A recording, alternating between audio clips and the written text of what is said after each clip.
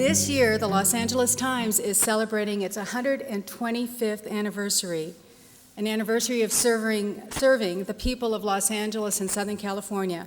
And so as part of this celebration, what we've been doing all year is partnering with cultural institutions, educational institutions, sharing our history, sharing our contributions throughout Southern California.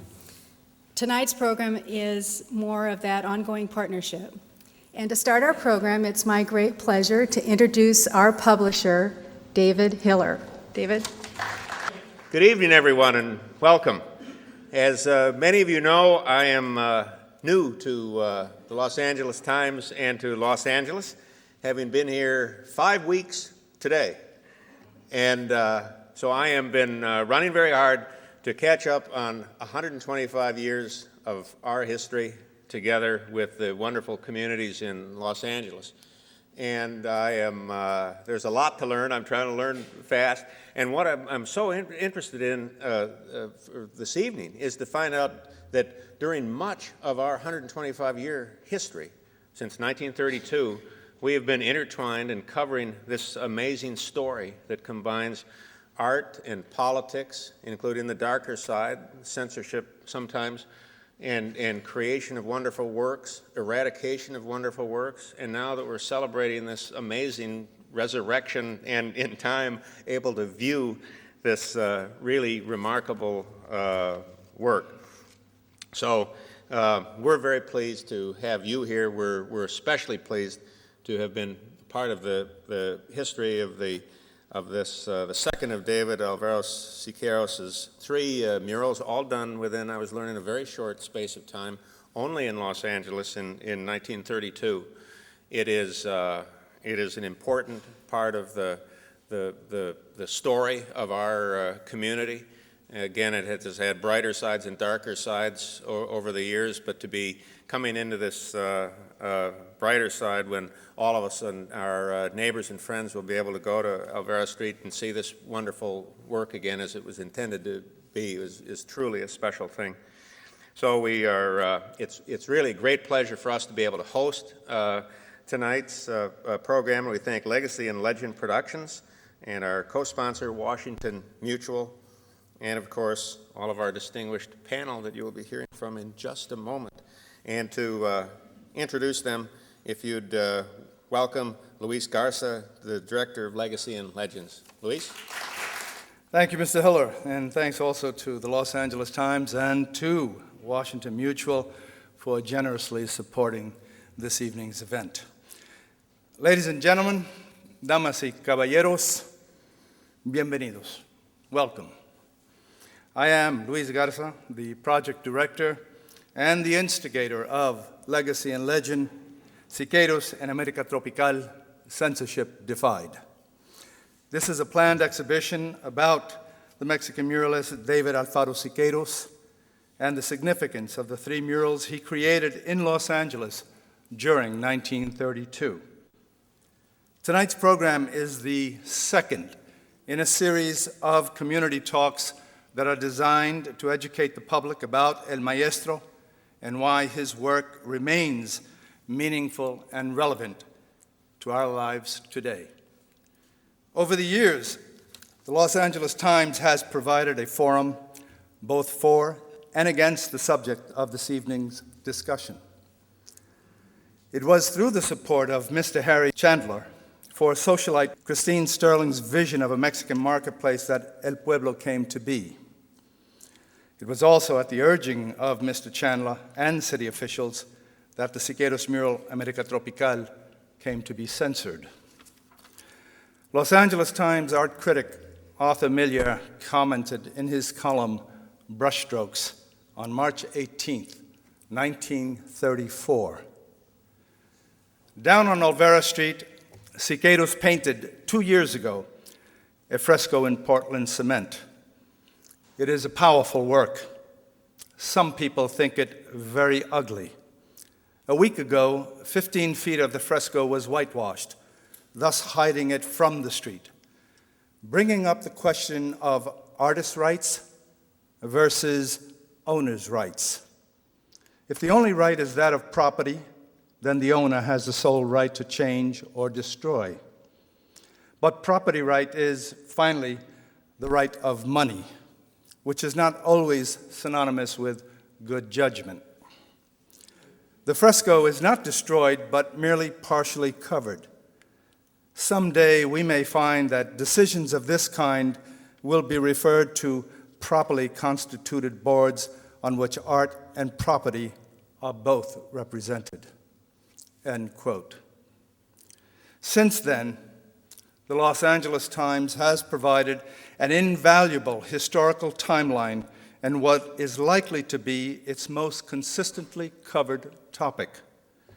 Last year, when Los Angeles Times art writer Susan Muchnick first broke the story of our rediscovery of the remains of Siqueiros' street meeting mural located at the former Chenard Art School, she commented, "Luis, on my desk, files come and go, but the one about Siqueiros remains." On that note, I'd like to present Ms. Pat Morrison.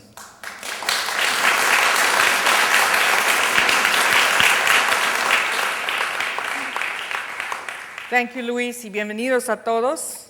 The biographies of the panelists are in your program, and I won't spend our discussion time introducing them further. A few historical points I'd like to make. First of all, it's interesting, if you walk around Los Angeles, you often see visitors here with guidebooks to the murals of Los Angeles. It is the people who come from elsewhere in the world to the mural capital of the world who have brought home to us the importance of an asset that we have often underappreciated and underplayed. Our public art is all the more valuable for all of these visitors coming to look upon it. It ranges from the ridiculous, the triforium, to the sublime, the Siqueiros mural we've talked about, Leo Limon's river cats, Kent Twitchell's murals, you gotta look fast. You never know what's gonna happen to them. The city actually used to have a municipal arts commission, and maybe this is the time to revive something like that, an agency that looks out for all of these valuable possessions, these visual possessions of the city of Los Angeles. There are a lot of myths surrounding some of the public art around here. A couple of them revolve around Dorothy Buffum Chandler, Mrs. Chandler. One of them is that she hated the Kent Twitchell mural on the outside of the Victor Clothing Company so much that she had a garage built to block her view. Some of you may have seen the bas-relief mural outside the Times garage. There is a Gabrielino Indian holding a rabbit he had just killed. That rabbit used to have testicles. They were carved away. And one of the legends which is not true is that I was actually there when Siqueiros painted America Tropical. But it does feel like I have been waiting since 1932 to see it. And so once it does come back to the city where it was painted, it will be an immense and monumental, significantly event on the landscape of Los Angeles cultural history. And so I'm very glad you're here today for that. We're going to be talking among our panelists first, and a little later in the program we have time for questions. We're going to have a couple of people doing the Phil Donahue thing out in the audience with microphones so you can pose your questions. Our first presenter is Judy Baca, whose work is known to you all. She's going to have some visual presentations to talk about the impact of censorship. Judy's work is known far and away across Los Angeles, from USC to the Tahunga Wash, and with no further ado, I will let her make her presentation. Judy, thank you very much. My job tonight is to give you a sense of recent censorship in Los Angeles, and I could pick many subjects and many pieces that have been censored over the last number of years, but I picked just a few because they range from different types of censorships on different issues. But nevertheless, they point to what are the most significant issues that are censored in Los Angeles and what is almost impossible to put in public view. This first work is sponsored by the Social and Public Art Resource Center. We have been the home of the murals since the early 1970s and produced thousands of works within the city and through the nonprofit corporation. And one of the works that we sponsored in the late early 90s is a work by Noni Oloblisi, and it points to one of the most censored images, and actually very closely allied with America Tropical. This is an image of the Black Panthers and Huey Newton. It indicates a kind of paramilitary figure and an armed figure of color, and perhaps is the most feared image in Los Angeles. This work was censored by the Cultural Affairs Department, but not specifically, but their commission. It was brought through 29 meetings in the commission for approvals, and eventually cost the loss of the entire mural programs of Los Angeles for its painting. It remains in the public view, we're happy to say. It was a long struggle, but Noni's work still stands. A second image that is a greatly feared image is the work of young artists, those who work with spray cans. And I'm talking not about those who are taggers, but those who actually have developed a consummate practice with a spray can and who can make imagery with it. You see our heart, the hand, and the brush here on the left, and a series of work that were done by 90 young men in a coalition in what was known as the Graffiti Pit in Venice, perhaps one of the most highly trafficked, touristed site in Los Angeles for murals done by graffiti artists. These young men came through a process in which they submitted designs in advance. It was organized by the Social and Public Art Resource Center. The police were involved with it, so were the Department of Recreation and Parks. They painted in a peaceful way a series of works that were over 2,000 feet long. One of those images was a work by Richard Taylor. This is Richard Taylor's work. It was the most upsetting of all the works to the Police Protection League, who actually took it upon themselves to remove it. And this is an image actually of some of the other works. Note that these works were previously approved by the police, by the Department of Recreation and Parks, by the City of Los Angeles. Here's our team, our organizing team, the 2,000 feet that were painted. And the police present while it was being painted. And it actually ended in a lawsuit. This is Richard Taylor's image, the young boy trying to study while the young graffiti artist is being chased by a figure of greed who is in the form of the pig, who is frightening away the graffiti artist. These were placed in the public site by the Los Angeles Police Department. They were removed by the public. They were replaced by the police department.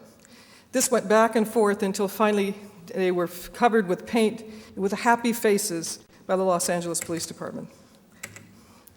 The last image I'm going to show you is an image of a very recent case, which has to do with being censored by a hate group. This is a monument that I built 12 years ago for the city of Baldwin Park.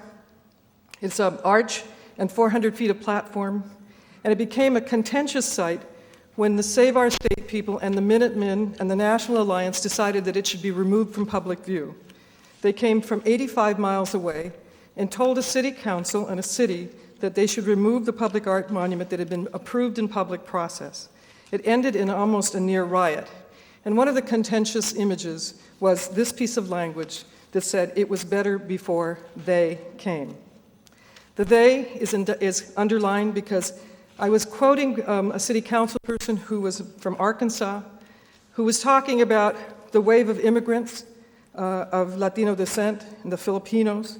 And I was actually looking at the concept that people feared who came after them in indicting the sort of xenophobic ideas in Los Angeles. Became near violent. The artists of the community came together and formed a moment in which we actually created a festival to keep the two sides from fighting. These are actually also on the monument. They were not spoken about, and they were not photographed, nor were they put in the Fox media or the news press that went across the nation indicating that I was working to return California to Mexico. I became the highest known Reconquista for the period of time of this, the hate group's activities against this monument. Here are the folks coming out to protest against it. This is a woman from Save Our State. Here's the people. There were 40 people. Thousands of others met them to resist the removal of the Baldwin Park Metro Rail Station. And this is Barbara Coe. You'll know her from 187. And so what I'm showing you is a range of censorship. This is Joseph Turner from Save Our State. And their activities at the site in which they said it would be removed by July 4th. The community came forward.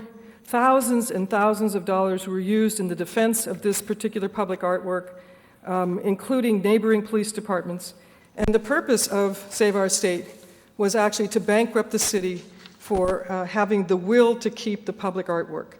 We built a portable mural that became a barrier between the two sides, all from texts that came from the internet of people defending the monument and speaking back to save our state. Some of my favorites: "This land does not belong to us, we belong to the land," the response, and "Good art confuses racists."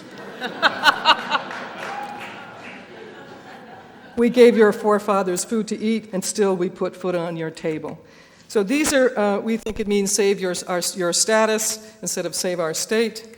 All of these images, and America turns its back on hate groups, was a portable mural of the most contemporary in nature, working as a barrier between two fighting factions. We won this battle. Here is the president, the mayor of Baldwin Park, signing a proclamation saying the work would not be removed. So just a few states of censorship.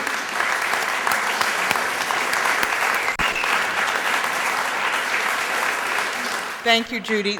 There may have been a word up there which some of you didn't recognize. It's a name, Toi Perina. Toi Perina was a Gabrielino woman who in 1786, led a battle against the San Gabriel mission to reclaim the lands, to reclaim her people, for her people.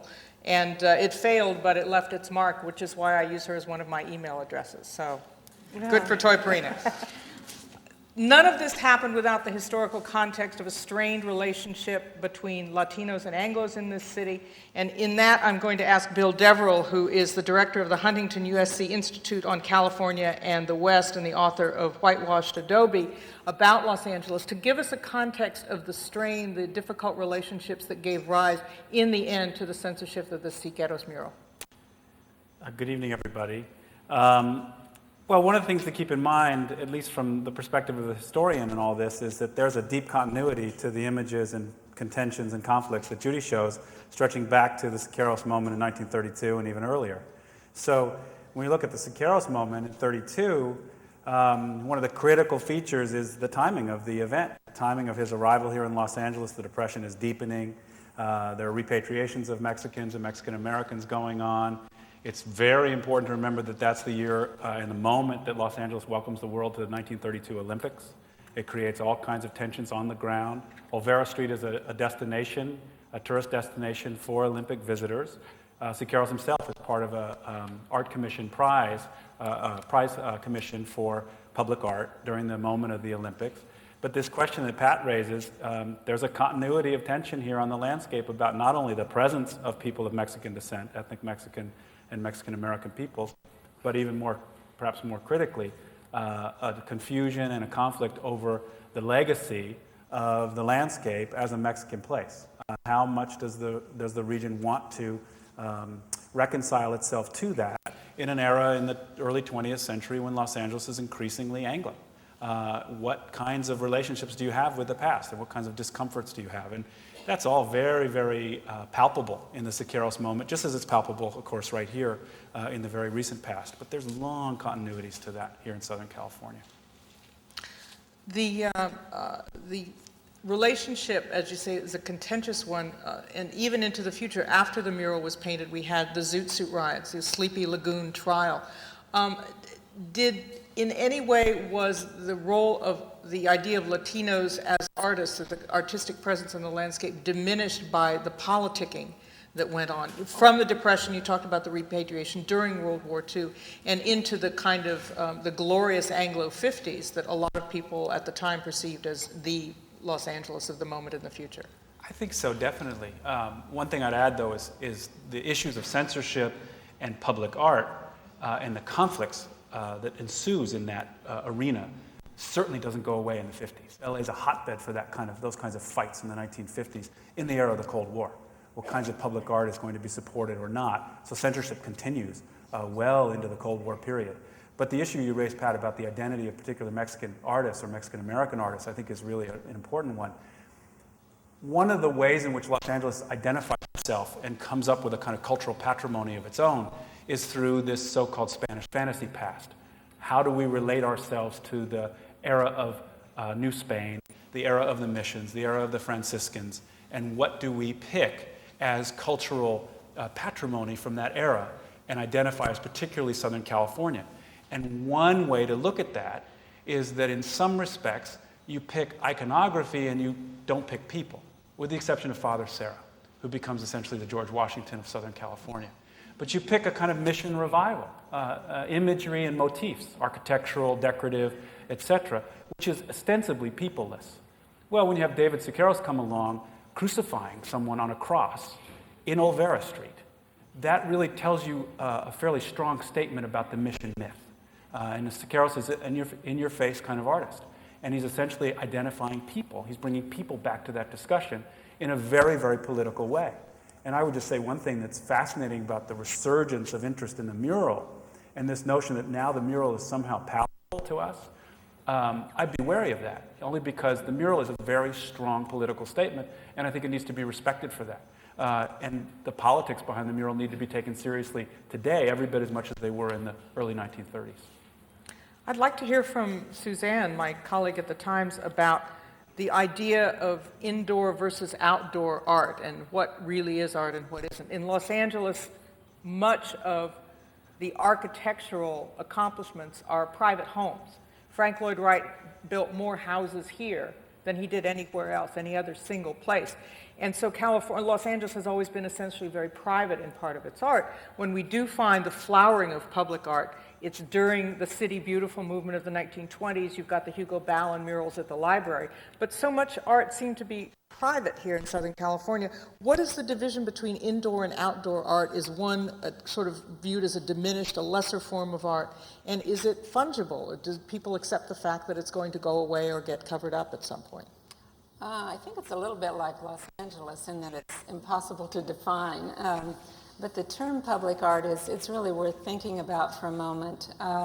What do we mean by that? Do we mean art that is just available for public view, like say the UCLA Sculpture Garden, where anybody can walk around and see those that really fine but relatively traditional selection of sculptures? Or do we mean things that have been funded with public dollars? And I think it becomes most fraught when we're talking about art that is very prominently on public view and was paid for with public money. That's where everyone weighs in, has an opinion. Somehow it was my tax money that contributed to that. I don't like it, therefore, don't do it. Los Angeles is always a puzzling place, and we have a tremendous, tremendous art community here. We always have, and it's grown phenomenally in every way you can say. To me, it's a little bit mystifying that we have not had a stronger support for public art, for really vigorous public art. I don't think we have. I think it's been much more private, and it's instructive to notice that of the 3 murals that Siqueiros painted here in that very short time in 1932, the one that was taken care of was the one that was privately commissioned in a movie producer's home, and that's the one that was still in pretty good shape and was moved up to Santa Barbara, and it's in beautiful shape now. The other 2 were just about done in. And one of them was in an art school, where you would have thought that wouldn't have happened. There are conflicting reasons about that. It's also interesting to note that the Mexican murals were actually rather fashionable in that day among people who like to think of themselves as, forward-looking and sophisticated and so on, the movie crowd. And so the muralists did come here and sometimes get commissions. In Claremont, not far from here, there are 2 really wonderful murals by Mexican muralists. Orozco's Prometheus is in the dining room at Pomona College, where the kids, I think, have food fights with it sometimes. And then at Scripps College, there's a beautiful mural by Alfredo Ramos Martinez in a beautiful patio. And there's also a very interesting set of murals in a church in a Santa Barbara cemetery by Ramos Martinez. All of those are very well cared for, but they're all privately funded. Somebody takes care of them. So there's that issue of who it belongs to, who's in charge, who's responsible. How is it that we do have more tourists who come here with a great appreciation of the public art, and especially the murals, than ourselves? Is it because we see them on the freeway every day? Yeah, it's a really good question. I think those things are recognized. I mean, take Watts Towers, for example. I know many people who live here in Los Angeles who have never seen Watts Towers. And yet that, is illustrated in the kinds of books that tourists who are interested in art would find in ordinary bookstores, and they would say, oh, that's something I want to see when I come to Los Angeles. But here, either people are afraid to go to the neighborhood, or they just never get around to it, or they think, well, they can go anytime, so they don't bother. I don't know what that phenomenon is. Why is there still this vague, murky line between the idea of graffiti and mural art, public art? So often what happens when murals get whitewashed, not by the owners of the building, but say by a Caltrans crew with an excess of zeal, it's like they just keep painting brown, and they don't stop, and all of a sudden a mural painted for the '84 Olympics is gone. Yeah, I don't know. They don't see the difference when, it's all art or non-art to them, I guess. But I do find that disturbing when graffiti artists paint over another artist's work. I find that more disturbing than some of the other issues, I suppose, that are involved with not caring for those And things. is there any sense that a mural is supposed to be transitory, that it does have a shelf life, Yeah. that you're not going to keep it indoors in a frame like a Velázquez for 400 years? It's true. I do think we have to accept the fact that everything cannot last forever. And that's tough. There are folk art environments and things that are made of materials that just do decay and rot and, go away. And paint fades, less so now that we have some, modern technology to help it along. But it is something we probably have to accept. We probably have to make some choices about which things are really special enough to put our resources into them and be sure that they are saved. And we have the irony of the Siqueiros mural, which has been preserved in some ways by the whitewash, as difficult as it is to bring back. The notion of censorship of public art is not confined just to something like this. You may remember in 1984, for the Olympics, Robert Graham put up the two headless athlete torsos down outside the peristyle of the Coliseum.